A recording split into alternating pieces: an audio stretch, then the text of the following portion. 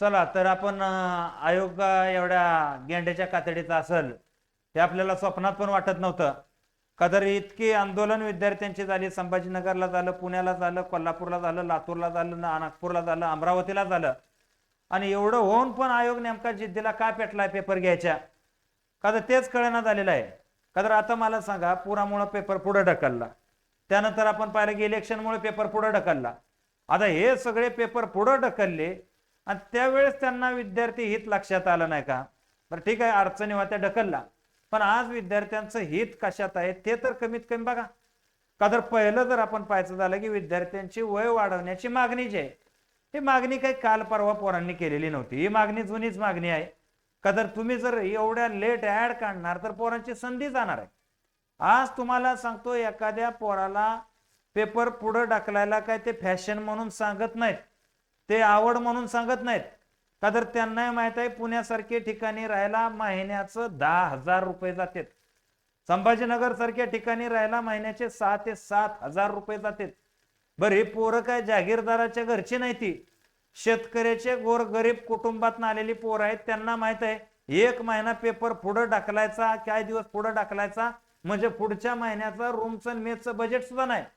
परंतु त्यांची मागणी रास्त कशासाठी, तर या ठिकाणी जो झालेला आयोगाकडनं डिले आहे आणि ह्या डिलेचा आम्हाला फटका का? आता आयोग तर चालले पार एमपीएससीच्या सरळ सेवा भरती करायला. आता मला हे कळना की आयोगानं पहिले स्वतःची भरती करावी. का तर स्वतःकडे जर तुमच्याकडे स्टाफ नाही, दुनिया नाही, आणि त्याची कारणं तुम्ही ऍड साठी दिलेली आहे ती, आणि आता तुम्ही नेमकं काय साध्य करणार?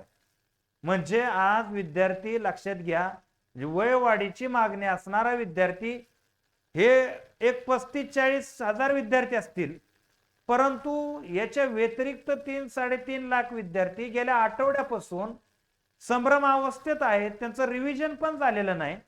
बरं, आम्ही असं म्हणत नाही की तुम्ही 2 महिने पेपर पुढे ढकला.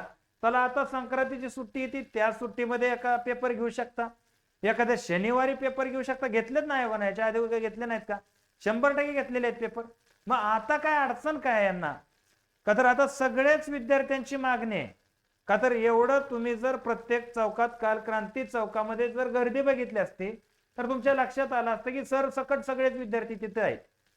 आता आयोगाची ही मानसिकता बघता या ठिकाणी त्यांचा कुठलाच रिप्लाय आहे ना, तर थोडस आपल्याला काय विद्यार्थ्यांनी म्हणजे भरपूर लढा दिलेला मोठा, तर मला असं वाटतं की थोडस एक्झामची तयारीत राहा, थोडी मानसिकता ठेवा की कदाचित आयोग पेपरही घेऊ शकतं.